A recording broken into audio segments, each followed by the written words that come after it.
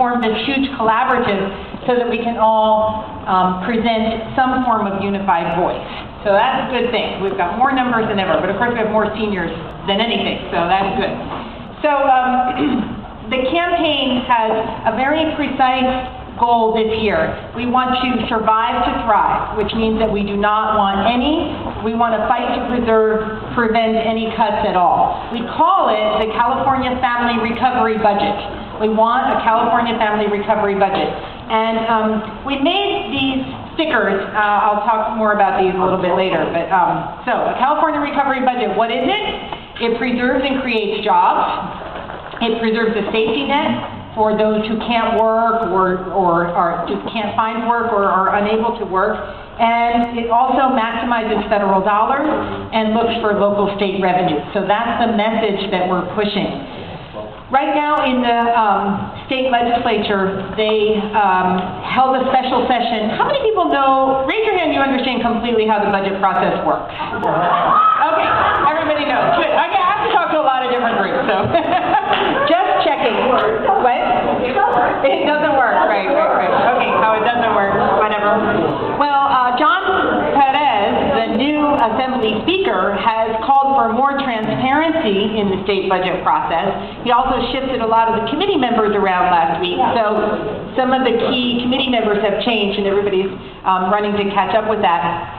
But basically, I suppose the biggest news, and maybe you know this, is that there was a gas tax swap that was negotiated during February, and that actually got signed by the governor. So one miraculous thing did occur, something that doesn't raise the price of gases, right at the pump, you know, when you buy gas, and it also, I don't know, they described it as a totally win-win-win situation. It gives money to public transit, it adds $1 billion to the general fund, and it didn't raise the price of gas at the gasoline station. So anyway, so that passed, so that's good. Anyway, back to John Perez. He's asking for more public hearings around the state. That was the other thing I would say. He's calling for more transparency in the budget and asking for more hearings to be held around the state. So in addition to going to Sacramento, there may be hearings in Southern California, hopefully in the Central Coast or Central Valley, and in Northern California for those who can't get off of work, or these will be on Saturdays and things like that. So is that good? Yes. Yes. Okay.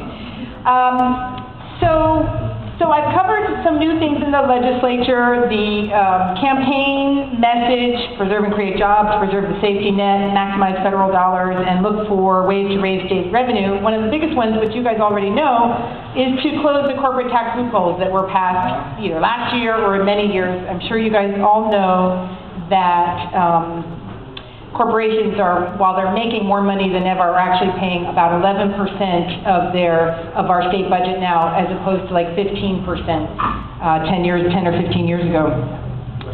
So, 2-hour organizing. Any questions so far? Okay, so it sounds like you guys are already a really key part of our main strategy, which is to be a continuous, tenacious, I really like that word, presence in the Capitol and in the local offices of our legislators. Keep telling your stories. Bring the stories of your friends and your family members and share those. So Kara said that you guys would get 500 letters across the state into the legislature by May 10th. Really? Yes.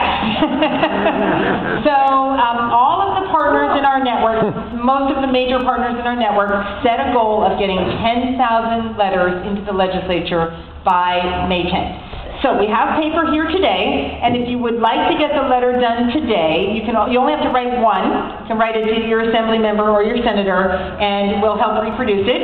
And then you can go to the other member, and telling your story and how you feel that the budget should reflect the needs of Californians, should close corporate tax loopholes, not close adult daycare centers or end child care for young children, etc.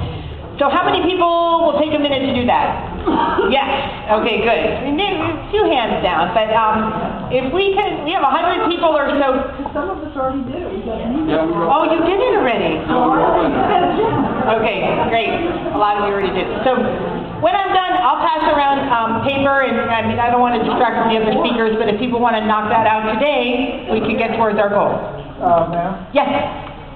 Here's a list of revenue options: oil, severance, eliminate, keep corporations, etc. What about taxing email? I mean, taxing computer stuff that you buy on the computer. Yeah. Okay, so the question was, this gentleman is looking at the 10 options to raise $20 billion published by our friends at the California Tax Reform Association. And one of the ideas for raising funds is to make sure that we collect. And it's very important to say the right thing, because the tax already exists. But his question is, why can't we collect taxes on internet sales?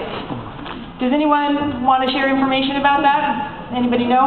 Yeah. The legislature did pass this more effective collection of the tax in February, but Got vetoed.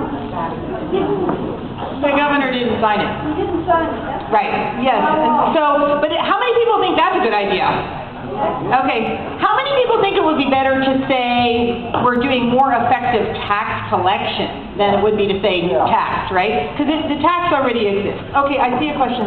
Yeah, I got a question. How come they haven't started collecting taxes on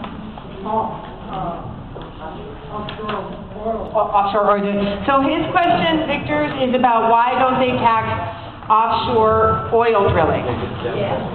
Or offshore oil.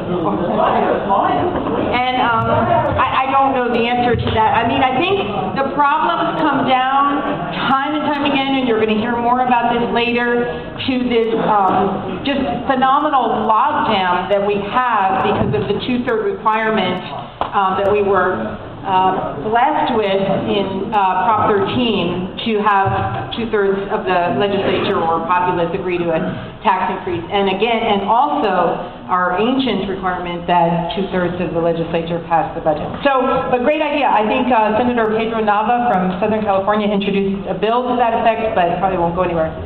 Okay, another question. Last year when we were advocating, we happened to be in the office. I forget her name, the majority of the Republicans majority, and the question was posed to her.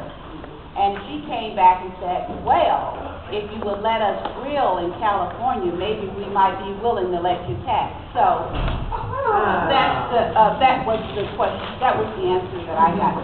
So in other words, the restrictions on drilling are too extreme for the drillers to So therefore, if agree we to a lower tax. our restriction on drilling, they'll see about getting a tax.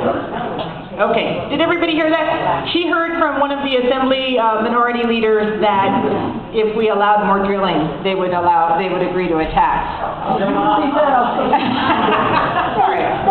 Okay, so I don't want to take too much more of your time, but I know you guys are going to meet the marchers on April 21st, which is awesome. Maybe I'll see you there that day. And then again, you have your lobby day on May 27th. So we made these stickers. This one says California needs a family recovery budget for workers, but there are also ones that say for seniors, and then they say for students or for people with disabilities. I mean, there's a whole bunch of different categories we have these made, and our idea is that every time you go to the Capitol, and your organizers will have this, you wear this in addition to your Cara button or t-shirt or whatever, so that throughout April and May and June, we are constantly sending the same, at least unified message. Does that seem like a good plan?